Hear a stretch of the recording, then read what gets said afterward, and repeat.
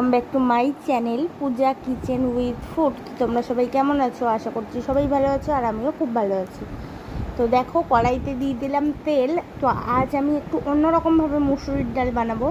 তো তোমরা রেসিপিটা দেখতে থাকো, আশা করছি তোমাদেরও ভালো লাগবে। তো তার জন্য দিয়ে দিয়েছি দেখো কড়াই অল্প একটু তেল। আর আমি ডালটা অল্প বানাচ্ছি বলে একটা ডিম ব্যবহার করছি। তোমরা যদি বেশি বানাও তো ডিমের পরিমাণটা কিন্তু বেশি কম করে নিতে পারো। তো এবার দেখো ডিমটা একটু ভুজিয়া মতো করে নেব।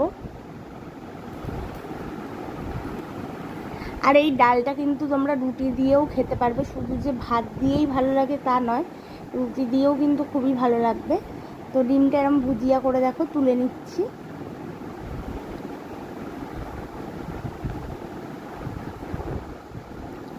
তো ডিমটা ভুজিয়া করে তুলে নেওয়ার পরে কড়াইতে দিয়ে দেবো সর্ষের তেল।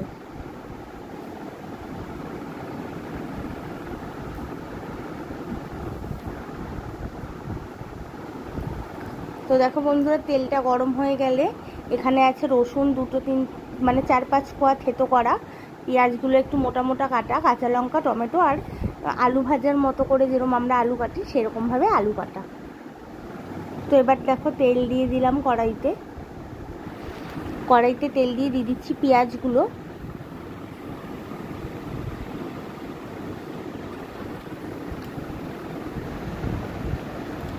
আর পেঁয়াজগুলো সবসময় কিন্তু এরকম মোটা মোটা করেই কাটবে, পেঁয়াজগুলো যাতে গলে না যায়।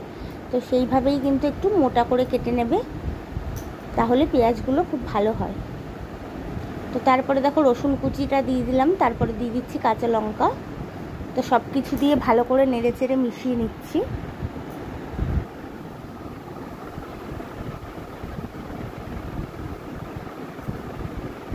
তো তারপরে দেখো দিয়ে দিচ্ছি আলু।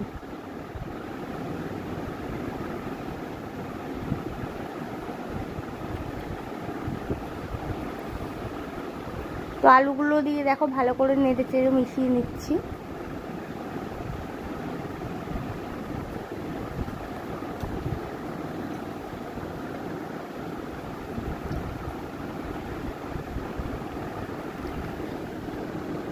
তো বন্ধুরা, তারপর দেখো ধুয়ে রাখা মুসুরির ডাল সেটা দিয়ে দিচ্ছি।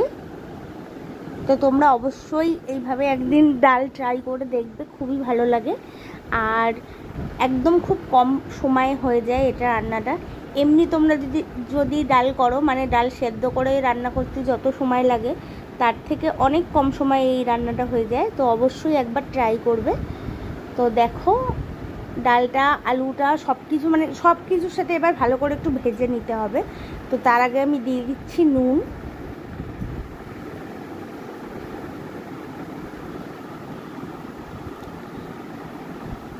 তো তারপরে দিয়ে দিচ্ছি দেখো লঙ্কার গুঁড়ো অল্প একটু।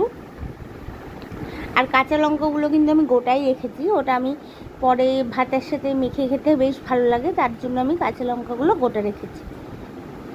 আর এই লঙ্কার গুঁড়োটাও অপশনাল, তোমরা যদি না দিতে চাও তো না দেবে, কোনো অসুবিধা নেই।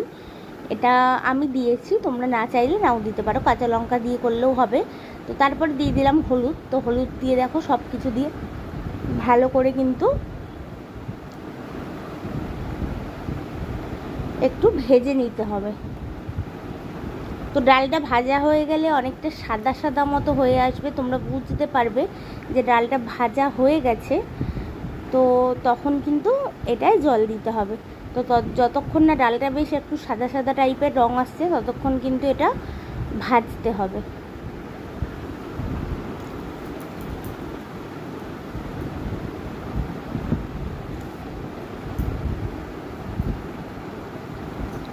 তো দেখো বন্ধুরা, এটা অনেকটাই ভাজা ভাজা হয়ে এসছে।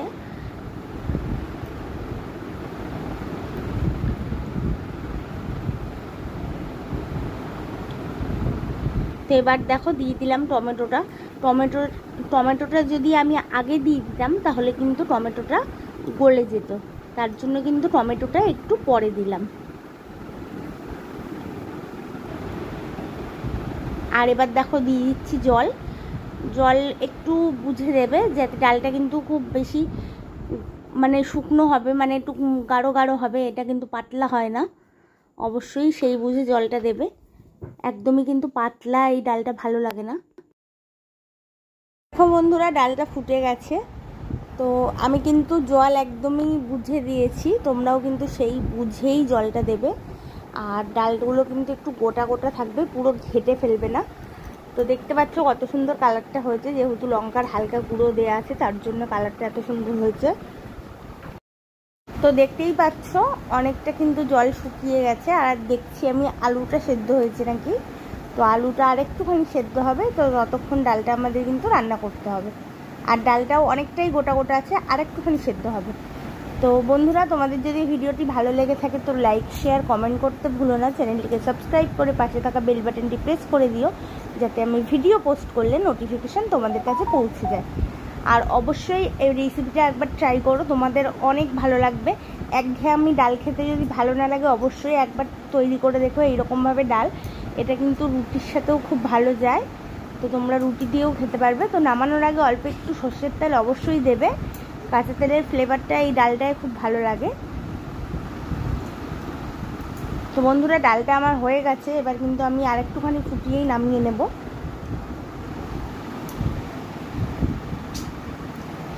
তো দেখতেই পাচ্ছ কত সুন্দর কালার হয়েছে, আর একদম শুকনো শুকনো, একদম গাঢ় গাঢ়। আর এটা নামিয়ে দিলে কিন্তু আরও গাঢ় হয়ে যাবে।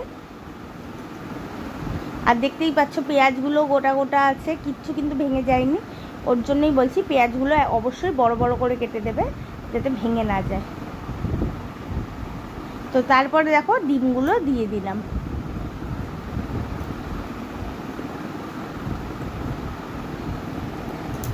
তো এবার আমি এটাকে নামিয়ে নেব।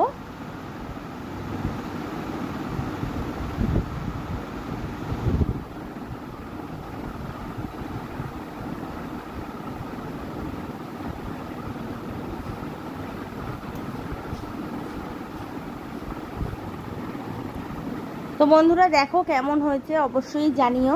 আর যদি ভিডিওটি ভালো লাগে একটা লাইক আর একটা কমেন্ট করতে অবশ্যই ভুলো না।